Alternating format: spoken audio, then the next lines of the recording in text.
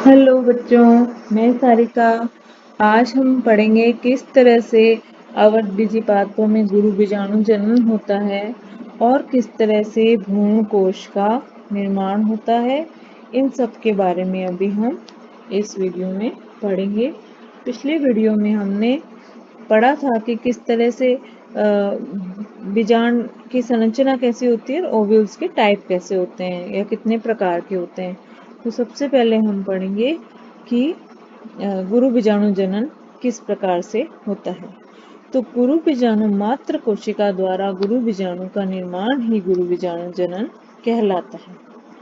इस प्रक्रिया में सबसे पहले बीजांडकाय की अधस्थ त्वचा की कोई प्रप्रसूतक प्रारंभिक कोशिका या आर्किस्पोरियल इनिशियल सेल जो है वो आकार में बड़ी और सघन जीवद्रव्य हो जाती है। ये कोशिका, इसमें होता है परिणत विभाजन। एक परिणत विभाजन होता है इसमें, जिससे बाहर की तरफ बनती है प्राथमिक भित्ति कोशिका और भीतर की तरफ बनती है प्राथमिक बीजाणुजन कोशिका। और ये डायग्राम देखेंगे, ये है मेगास्पोरोजेनेसिस का डायग्राम या गुरु बीजाणु जनन का डायग्राम। ये न्यूसेलस की कोई जो अधस्थ त्वचा की कोशिका है, ये आकार में बड़ी और सघन जीवद्रव्य युक्त हो जाती है। इसे बोलते हैं प्राइमरी आर्किस्पोरियल सेल या प्राथमिक प्रप्रसूतक कोशिका। इस कोशिका में परिणत विभाजन होने से बाहर की तरफ बनती है प्राथमिक भित्ति कोशिका। ये कोशिका जो है प्राइमरी पैराइटल सेल या इसको कहेंगे प्राथमिक भित्ति कोशिका। ये बाहर की तरफ बनती है और भीतर की तरफ बनती है प्राथमिक बीजाणुजन कोशिका। बीजाणुजन कोशिका, ये बाहर की तरफ बनी प्राथमिक भित्ति कोशिका और ये भीतर की तरफ बनी प्राथमिक बीजाणुजन कोशिका। प्राथमिक भित्ति कोशिका जो है उसमें या तो विभाजन नहीं होता, या तो ये अविभाजित रहती है या फिर विभाजित होकर बार बार विभाजित होकर ये कोशिकाएं भित्ति का निर्माण कर देती है। ये प्राथमिक भित्ति कोशिका या तो अविभाजित रहेगी या फिर विभाजित होकर भित्ति का निर्माण कर देगी। और जो प्राथमिक बीजाणुजन कोशिका है, ये कोशिका ये मेगास्पोर मदर सेल या गुरु बीजाणु मात्र कोशिका की तरह कार्य करती है और इसमें विभाजन होता है अर्धसूत्री विभाजन के द्वारा। ये 4 अगुणित गुरु बीजाणु बन जाते हैं। ठीक है, इन गुरु बीजाणुओं में निभाग की ओर का गुरु बीजाणु ही क्रियाशील रहता है या फंक्शनल मेगास्पोर रहता है। ये निभाग की ओर का गुरु बीजाणु है जो कि फंक्शनल रहता है और बाकी 3 गुरु बीजाणु नष्ट हो जाते हैं, डीजनरेट हो जाते हैं। ये तीनों नष्ट हो जाते हैं। तो इस तरह से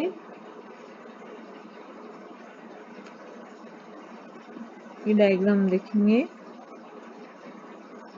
ये गुरु बीजाणु मात्र कोशिका है। इसमें अर्धसूत्र विभाजन प्रथम और द्वितीय होने से 4 गुरु बीजाणु बन जाते हैं। इनमें निभाग की ओर का गुरु बीजाणु क्रियाशील रहता है और बाकी 3 नष्ट हो जाते हैं। और इस गुरु बीजाणु में आगे विभाजन के द्वारा भ्रूण कोश का निर्माण हो जाता है, जिसे हम अभी डिटेल में पढ़ेंगे। मादा युग्मकोद्भिद या भ्रूण कोश जो है उसका निर्माण कैसे होता है।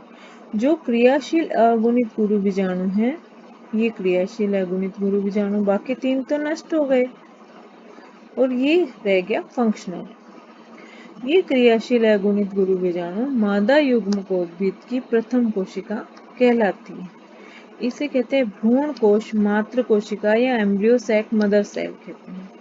ये आकार में बड़ी हो जाती है, इसमें एक बड़ी रिक्तिका बन जाती है। ये जो कोशिका है इसमें एक बड़ी रिक्तिका बन जाती है और इसका जो केंद्रक है उसमें समसूत्री विभाजन होता है, जिससे 2 केंद्रक बन जाते हैं और ये दोनों केंद्रक जो है ये दो ध्रुवों की ओर चले जाते हैं।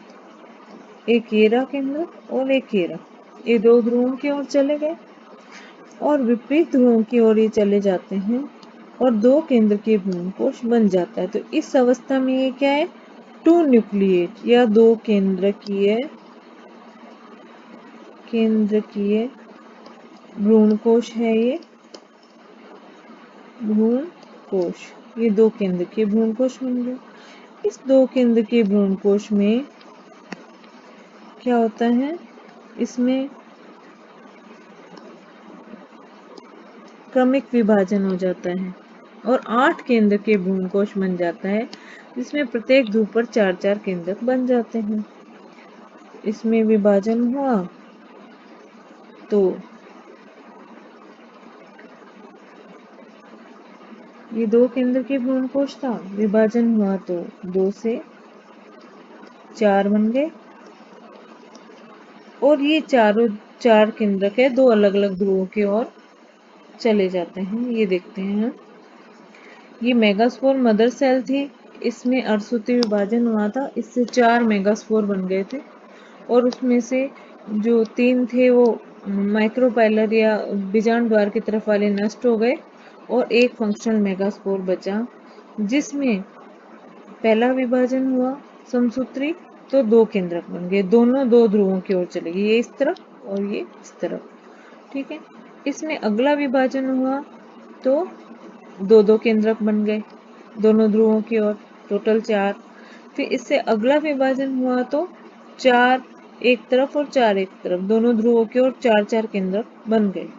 अब क्या होता है, बड़ा अंडरस्टैंड मतलब बहुत ही स्पेशल बात होती है इसमें, अगर हम देखेंगे तो ये देखें, ये इसमें क्या हुआ कि एक केंद्रक तो दोनों ध्रुवों की ओर 4-4 केंद्रक हो गए ना, उन चारों में से 3-3 केंद्रक तो दोनों ध्रुवों की ओर रह जाते हैं, 3 इस तरफ और 3 इस तरफ, और एक जो चौथा केंद्रक है वो इस तरफ से एक आ जाता है और एक दूसरे ध्रुव मतलब दूसरे पोल की तरफ से आ जाता है।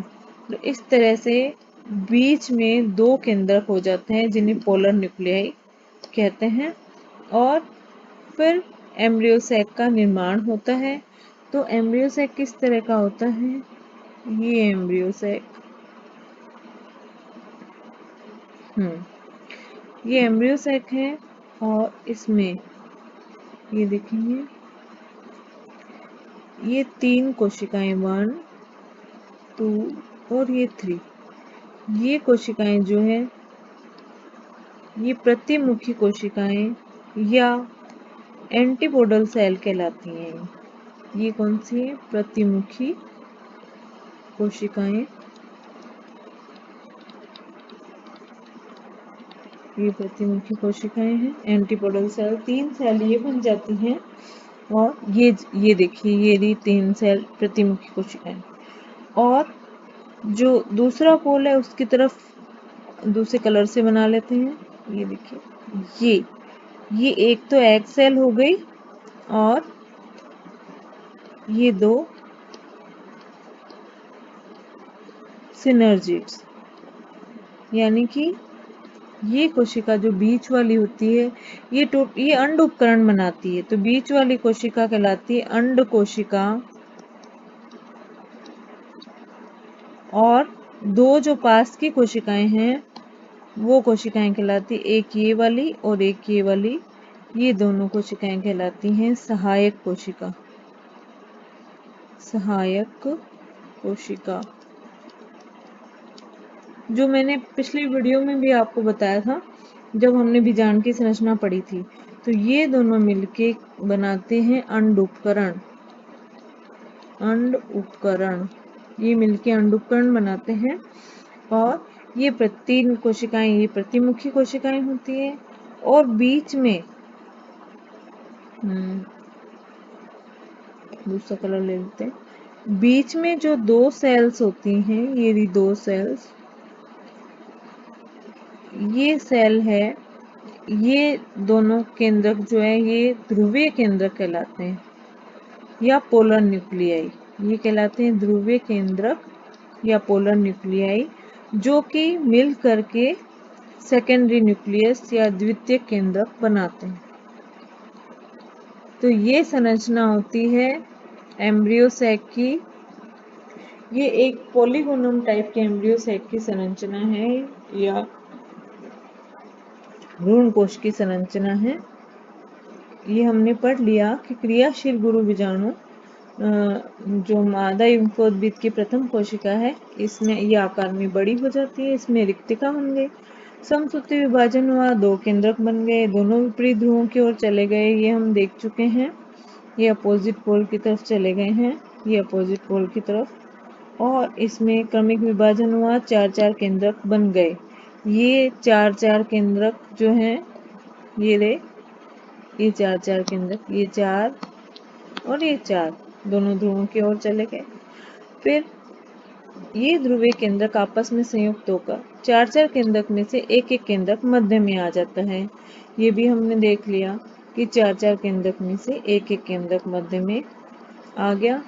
और ये दोनों ध्रुवीय केंद्रक या पोलर न्यूक्लियाई कहलाते हैं। ये दोनों ध्रुवीय केंद्रक हैं, पोलर न्यूक्लियाई कहलाते हैं, जो मिलकर द्वितीय केंद्रक का निर्माण करते हैं। ठीक है।